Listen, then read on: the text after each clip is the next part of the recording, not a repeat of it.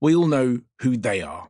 The organisations with ambitious visions and disruptive models that seem to glide effortlessly through the new digital economy, achieving astonishing earnings, customer growth rates, and market share gains time and time again.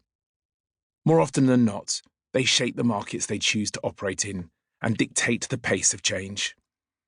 They are engaging and iconic, with customers who act more like fans than consumers.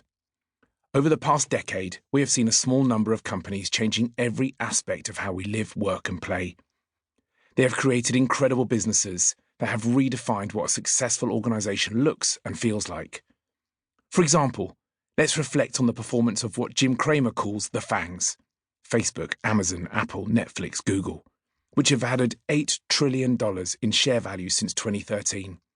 Year in, year out, quarter after quarter, they deliver incredible growth and value for investors. On the whole, leaders of any technology, media, and telecoms (TMT) business are typically very bright individuals who are high achievers. The challenges for leaders in TMT businesses that are not delivering performance like that of the FANGs is the incredibly high benchmark that is already in everyone's mind. It begs the question from a variety of sources, including themselves. If they can do it, why can't you? I'm lucky to have an amazing job. I meet, work with, and get to know the leaders of the world's top TMT companies. At its core, my job requires me to understand the challenges these leaders face today and tomorrow, and importantly, the opportunities that are available to them to enhance the overall performance of the organisation they lead.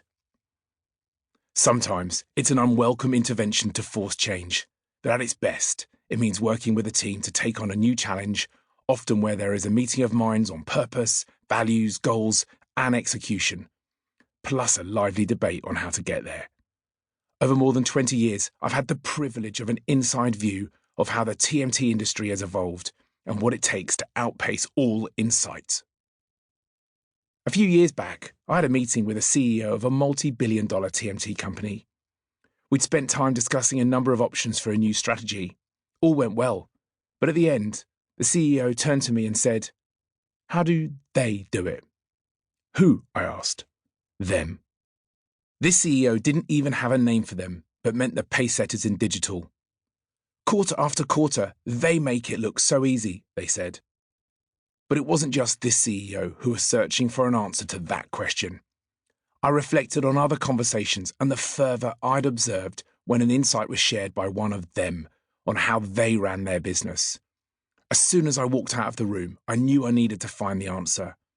That's why over the last few years, I've combined research and personal experiences to identify the secrets to the Outpacer's success. Running a business is the ultimate non-athletic competitive endeavour. You and all your stakeholders are constantly comparing every aspect of performance to the leading marker. Look at the S&P 500 or FTSE 100 over the past 30 years. There have always been those businesses out in front and leading the way. But for those following, the gap has never been so seemingly insurmountable as it appears today. As we approached the end of the second digital decade, that gap was growing. And then as we went into the 2020s, the impact of COVID-19 turned that gap from a lead to a chasm. So much so, in fact, that the alleged dominance of these tech Goliaths has caught the attention of the global competition authorities.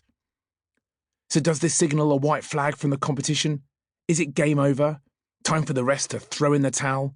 Well, not from where I'm standing. We're in the midst of the fourth industrial revolution. Change is everywhere, and many have now accepted the view of author Marshall Goldsmith that what got you here won't get you there. If you're not currently at the front of the race, it's not time to roll over. It's time to find out how to grab a piece of this new digital action. Over the course of this book, I'm going to share 3 key components to help your organisation become an outpacer or continue to perform as one. I'll take you through the 9 characteristics that underpin the success of an outpacer. If you were a sports coach, you describe it as your system. But just like in sports, it takes far more than a system to create championship-winning teams. I'll spotlight the individuals that exemplify the outpacer characteristics in the incredible businesses they lead. By understanding the system, the organisations, and the archetypal business people, you'll discover the inner workings of the outpacers. But I didn't want to stop there.